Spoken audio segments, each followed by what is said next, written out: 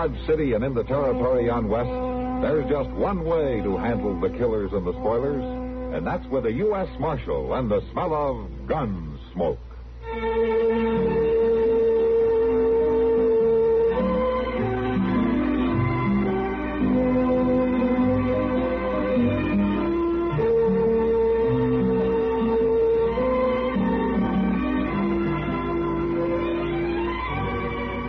Gunsmoke, starring William Conrad, the story of the violence that moved west with young America, and the story of a man who moved with it.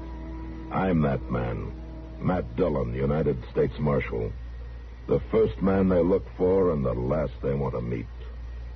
It's a chancy job, and it makes a man watchful and a little lonely.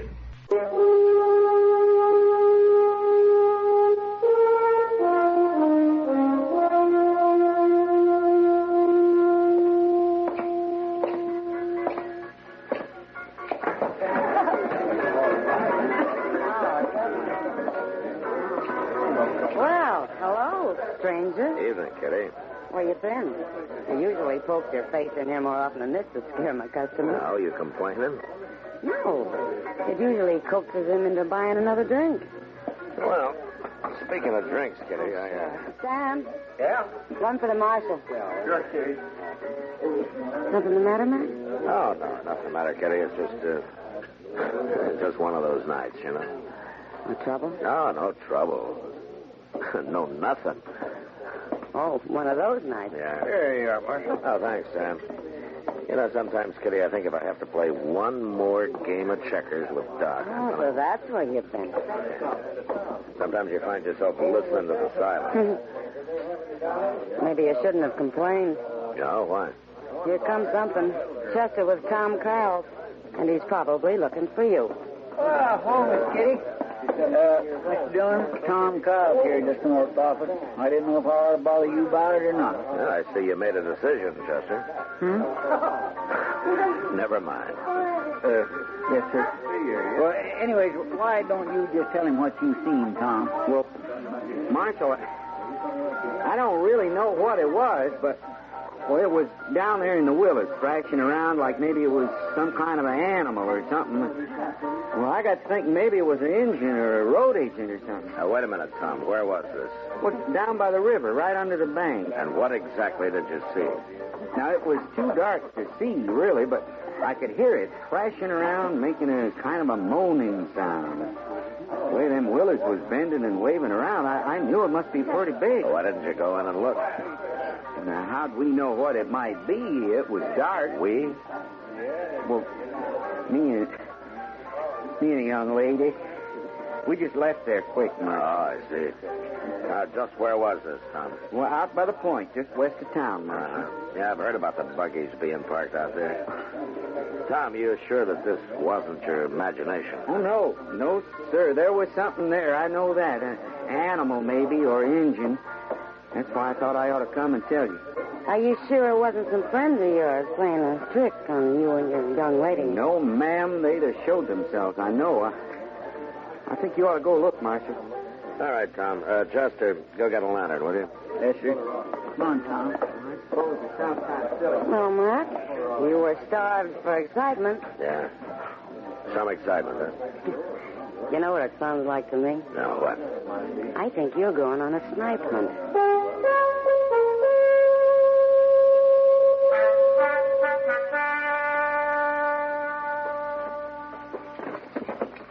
Over this way, Marshal. Come on, Doc. It's a fine thing to get a man out of bed for. And he said there was a moaning sound. You might be needed. Probably some blame drunken cowboy. You had nothing better to do? What about sleeping? It's near midnight. You're always complaining about not being able to sleep anyway, Doc. Right down there, Marshal.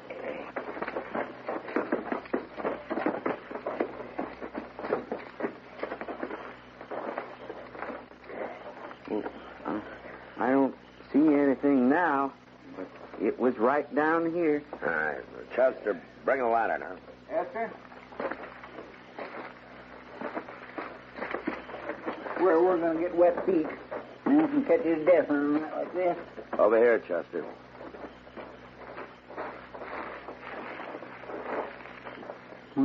Gracious. You find something, Matt? Yeah, something for you, Doc. Come over here. Oh, my God, Mr. Dillon. You recognize him? Yeah. It's old Tug Marsh, that trapper who went through here with his partner last fall. Does it hold that lantern a little bit higher there, Winchester? Sure now. That's better. I declare I never would have recognized him. What could have done that to him, Mr. Dillon? Some big animal of some kind, a bear maybe, or a wolf. This close to town? That's possible. Oh, Doc, what about him? Well, he's alive. That's about all I can say. There's one thing, though, Matt. These wounds are crusted. Oh, what do you mean? I mean he didn't get them tonight. Or even today. This happened 3-4 days ago. Maybe more. But then I don't see how... He's come a long way since then. Look at his knees there. And his hands. You see that? He's crawled for miles. With wounds like that? Half naked and half dead? He was half dead when he started, Matt. He's a lot more than that now. He's hanging on by a thread.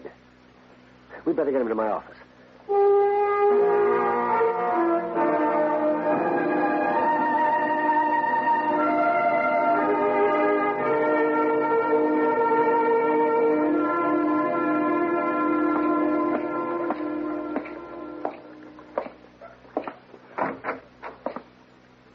Morning, Matt.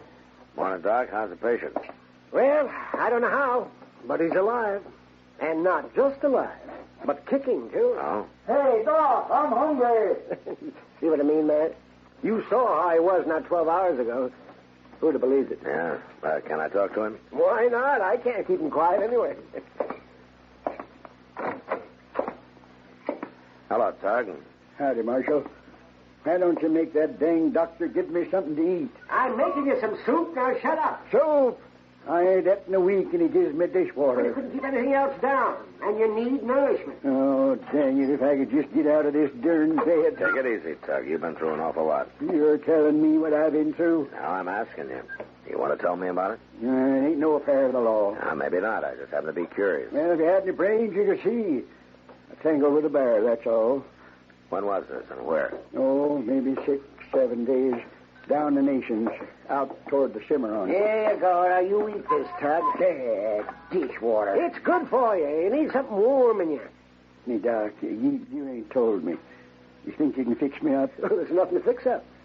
The scar tissue's already forming. I ain't going to be so pretty, huh? Oh, well, that bear took half your scalp and a good part of your face. So there's nothing I can do about that, Tug. Yeah, I never was too handsome anyways. But that's all right. I'm a trapper, not a drummer. And them Cheyenne squaws ain't scared off by a few scars. What about my arm? You lost some muscle, but you'll have some movement left. Tug, the main thing is that you're alive and mending. Here, now, take some of that soup. Yeah, well... With rest and a little food, you'll be walking around again in a few days.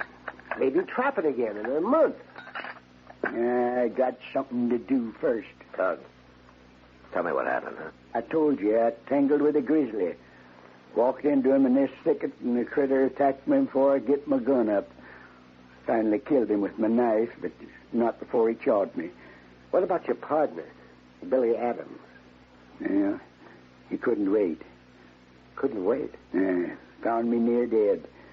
Done what he could, but wasn't much. We both figured I was a goner. And there's hostiles around, Comanches.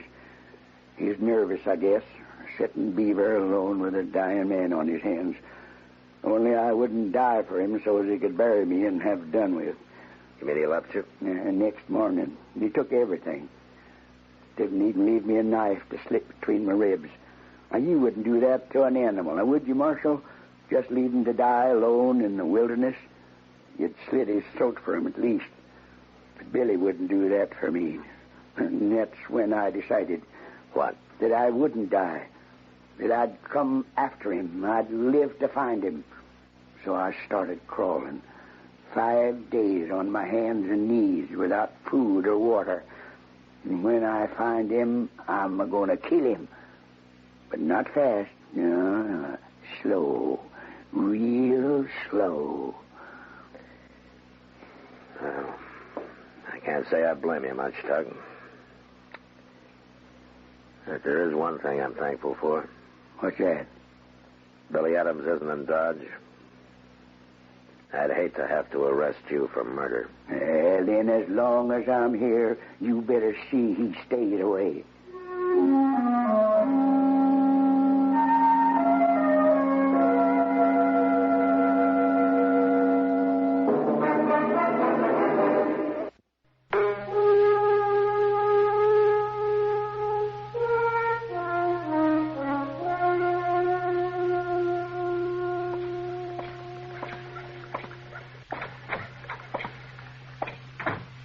Well, Matt, you're late. The food's getting cold. Oh, sorry, Kitty. No, Doc. Yeah, Matt. Sit down. Yeah, The hash is actually edible today. Yeah. that's good. How's your patient these days, Doc? You mean a star boarder, don't you? Yeah, well, I guess he's been around here long enough to be called, huh? 3 weeks. He isn't even about to leave. Is he still complaining of his aches and pains, Doc? No, it doesn't even bother now. He's just enjoying himself. At Doc's expense. Matt, he even bought him clothes. Well, he didn't have anything left, Kitty. I've seen him walking around town a couple of times, Doc. He seems almost back to normal. Well, yes. Well, considering everything, though, it has been a miraculous recovery. You know, I'm kind of surprised he doesn't want to be getting on about his business. Well, the truth is, he does. He's staying here on my orders. Oh, medical reasons, or are you trying to slow him down? Well, if I can help to keep him out of trouble, why not? You've kind of taken a liking to the old coot yourself. Haven't you, man? Yeah, I'm afraid I have, Doc. What kind of trouble are you talking about, Doc? The kind a man gets into when he's bitter about something. You mean Billy Adams? Yeah. Maybe we could keep Tug here long enough he could cool down, Kitty, but I don't know how long Doc can afford the expense. Mr. Dillon? Mr. Dillon? Yeah, what is it, Chester? You know who just rode into town? He's down at Moss Grimmich's right now. Oh, who? Billy Adams. Good, just goes to show you I'm not as smart as I thought. I should have sent Tug packing. It's Billy Adams who's going to be sent packing, Doc. And right now.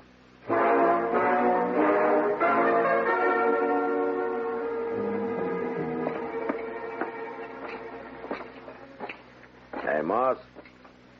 Oh. Hello, Marshal. He's out back, shoeing his horse. Huh. You didn't tell him anything about Tug being here or alive, huh? Wasn't my business to, Marshal. Good.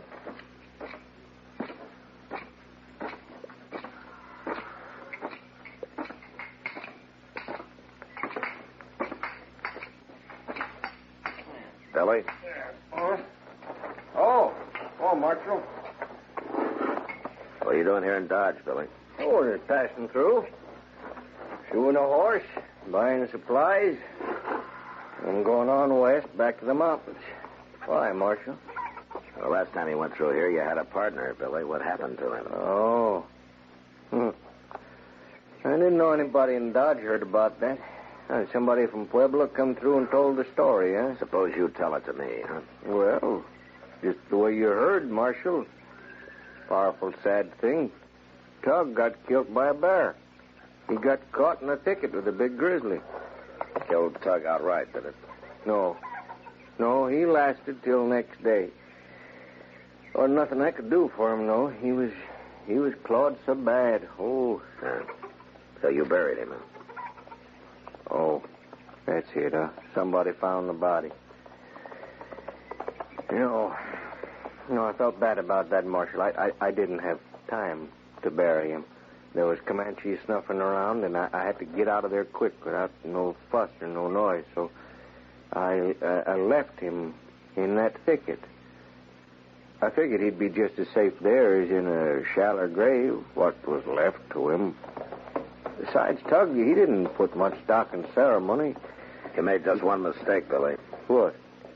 You should have made sure he was dead. What do you mean, Marshal? He's alive. Right here in Dodge. He is? Oh, I'm right glad to hear that. Oh, I really am. I'm not so sure you will be, Billy. Maybe Tug didn't put much stock in ceremony, but he's sure looking for you. Yeah.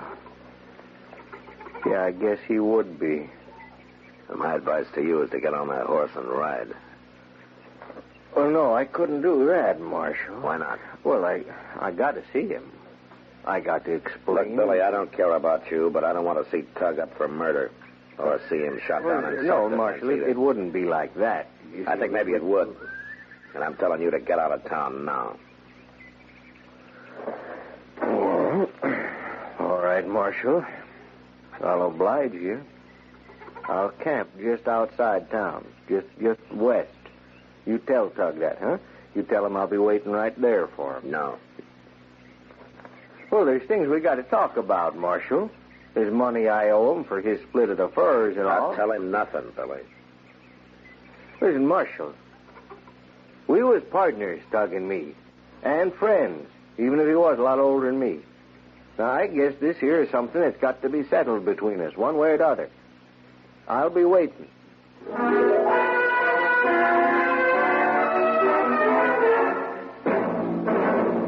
Mr. Dillon! Yeah, Chester. Did you see Billy? Did you tell him? Yeah, I told him. Well, the whole town's outside, Mr. Dillon, holding their breath to see what's going to happen. Chester, you didn't tell him. I didn't have to tell nobody. Plenty of folks seen him riding right down Front Street. And I suppose Tug knows. I don't know. He's up there, Doc. Is that where you're going? Yeah. You reckon there'll be a shooting, Mr. Dillon? Not if I can help it, Chester.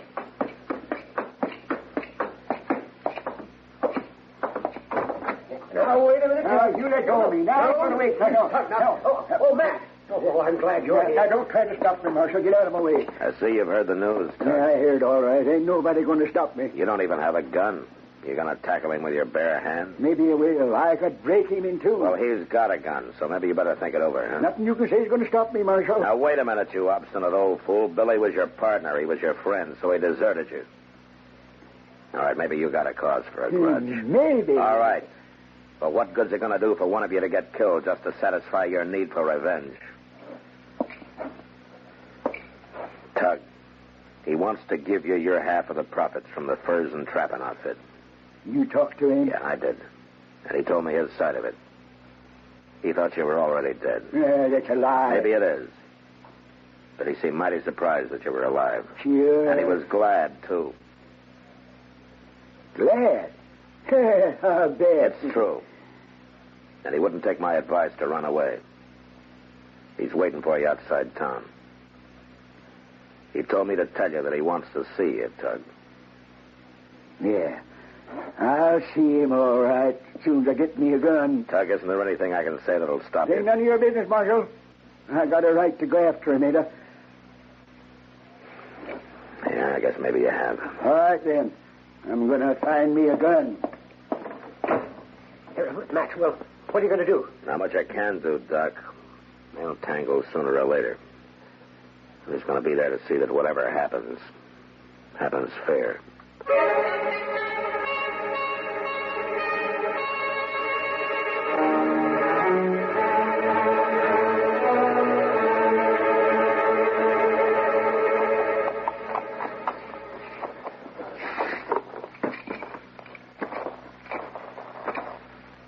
Well, Marsh, what are you doing out here? I came to warn you, Billy. Tug's on his way. Yeah. Well, sit down, have some coffee. Are you cooking? Oh, I might as well. I take it you're going to stay for the show. What are you planning on doing, Billy? Well, you'll see, Marshal. I don't think it's none of your business. Look, Billy, there's still time. Why don't you get on that horse and go? It's going to save an awful lot of trouble for everybody. You don't know Tug real good, do you, Marshal? He'd only get madder if I run. He'd just keep hunting until he found me again. Besides What? that... Well, I guess he's got a right to... He's got a right to hold a hate for me. I done a wrong thing. Leave him like that. Billy, Hmm? you really didn't think he was dead, did you? No, but I thought it was just a matter of minutes, and there was minutes might have meant I'd be dead, too. I guess it was wrong of me to think of saving my own life. Well, at least that was a human mistake to make. I'm just glad now I didn't go ahead and do what I almost did, what I thought I should have done. What do you mean? Well, you know what you do for any dying animal. Took out my knife. I held it up to his throat. I couldn't bring myself to it, and I'm glad now. Yeah. In a way, me being a coward that way, that saved his life, and I'm glad of that. He done a lot for me, Marshal. He was like a father, Tug. He taught me all I know. How could you go up and leave him, Billy? Maybe I just couldn't stay and see him die. I don't know it. Well, he's out there. What? Where? You sure? Oh. Marshal, him and me living the way we do, we hear things, we see things that town folks miss there. Don't you worry now. It'll come out the way you want. What do you mean? Well, I can't fight him, Marshal. But I'll make it look all right so you won't have to arrest him. Now, wait a minute, Billy. Tug? Come on in. Coffee's hot. Hello, Billy. Biscuits be ready directly, Tug. Now, listen, Tug. Don't worry, Marshal. I didn't even get a gun. I guess I couldn't have used it if I had. Billy, a trapper needs a partner. Good ones is hard to find. You can't expect them to be perfect, not make a mistake or two. Now, just pour the coffee, Billy. Plenty of time for talk later. Oh, sure, Tug, sure. Won't you have some coffee, Marshal? I don't mind if I do.